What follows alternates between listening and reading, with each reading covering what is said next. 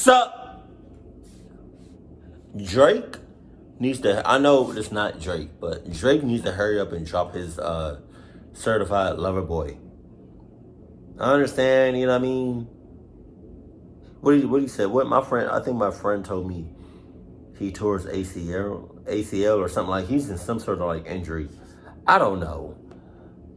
Drake, I'm gonna need you to get it together, please. I'm waiting on that album. The way you've been promoting that album, I need to hear you, man. I feel like this album is gonna be one of your classics, going down the history. What you talking about? Sup? No, my ex-girlfriend. Wow. Okay. I'm from West Virginia, and I moved all the way to Lexington, Kentucky for a girl. Now, that might be, well, the scariest part of the story, that a dude from West Virginia moved over the border to Kentucky, and only for a girl, but I assure you, it gets worse. He doing too much. A lot worse. He doing too much. She was super affectionate when we first got together, like I couldn't have wished for a better girlfriend. But as time went on and we got more secure in the whole thing, that affection dropped off to next to nothing. It was a slow process, almost like a leaky bucket or something. I barely noticed the relationship dropping off bit by bit until one day I just realized that there was nothing left of us. We were like roommates more than anything, hardly spent any time together, didn't actually get intimate for like months at a time, and in the end, sleeping in the same bed as her was so depressing that I ended up just staying on the couch. Not long after I started calling the couch my bed, we broke up formally. It sucked, but I saw it coming a long way off, and it wasn't entirely unwelcome. And that's when I started talking to this girl on Reddit. Now, I should make it perfectly clear that I was never ever unfaithful to my girlfriend. Only when we broke up, I was so starved for affection and female attention that I looked for it wherever I could. I wasn't confident for dating apps, I don't think, so Reddit's anonymity suited me just fine. Eventually, me and this girl that I met on the r/gaming sub. You got some real cojones, balls to be doing that on your phone?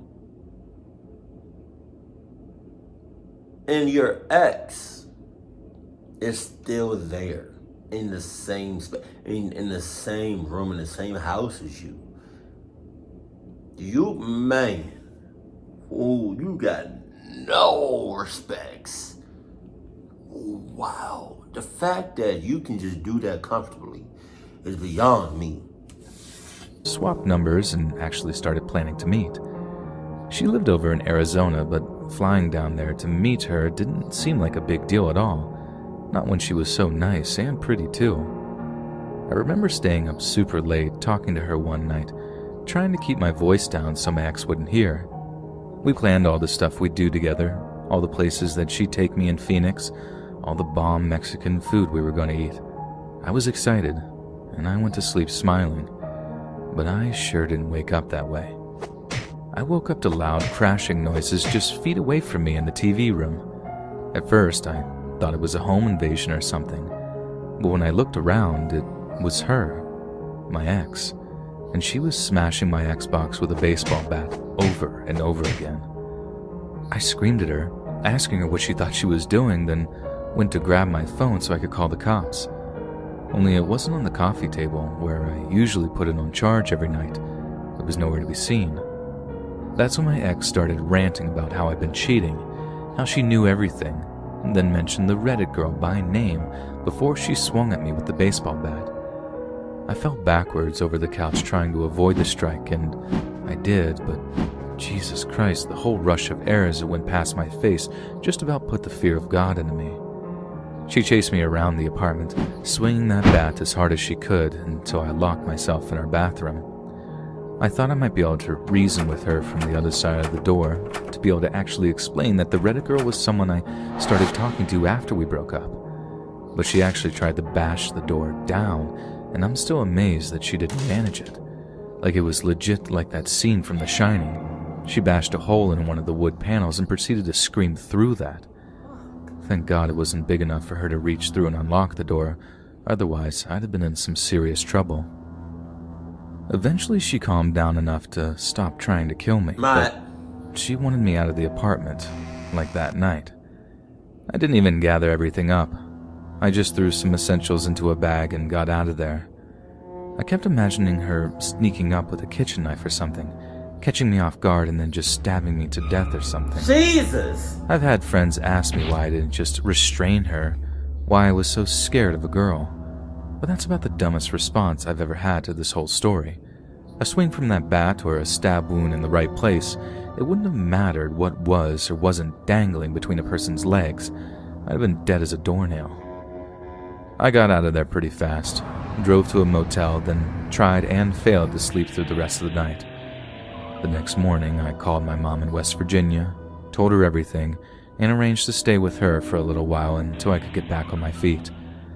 I'd have gone back to the apartment to get the rest of my things if I didn't think that she'd either smashed or burned everything I owned. Besides, I was just happier to be out of there by that point, and I'll tell you another thing. I have never, ever been back to Kentucky since then. I would hope not. I'll wait until Tyler Childers comes back round to Virgie, rather than bring up all those bad memories.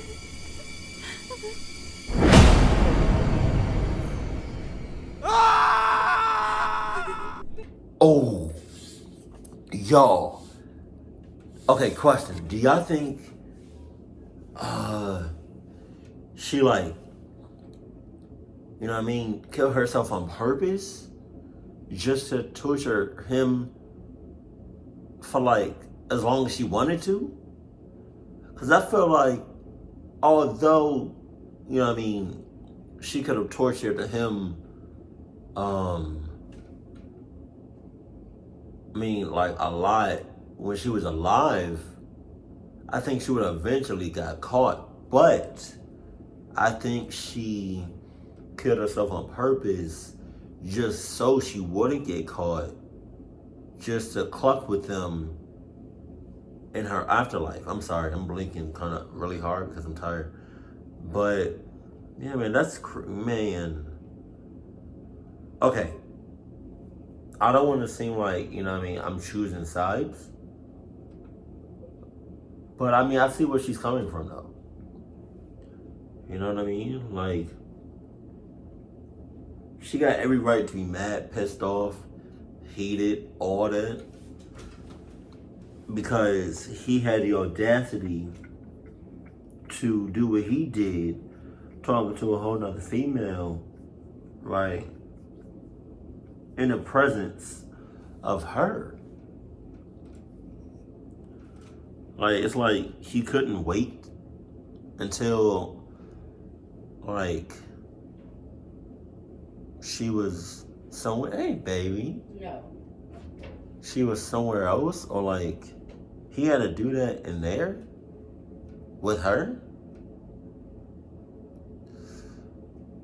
But I'm not gonna say that's what you get, but that's what you get. She had every right to be mad, and then some. But what I don't agree with is how physical as much as she was. It's okay to be physical, but not to that extreme. And then she just, right? That was a bit much. But man, I pray that nobody has ever dealt with that. You know what I mean? Have a crazy ex. Some of y'all may have. Some of y'all may have not. I have yet to experience that. I'm not ever going to experience that. But, yeah, my condolences and hearts go out to people that have experienced some crazy ass exes. But hopefully, you recovered. And it just made you who you are today. Keep it cool, keep it classy, and I love you. Stay happy. Okay. I don't know why I just did duck lips, but yeah.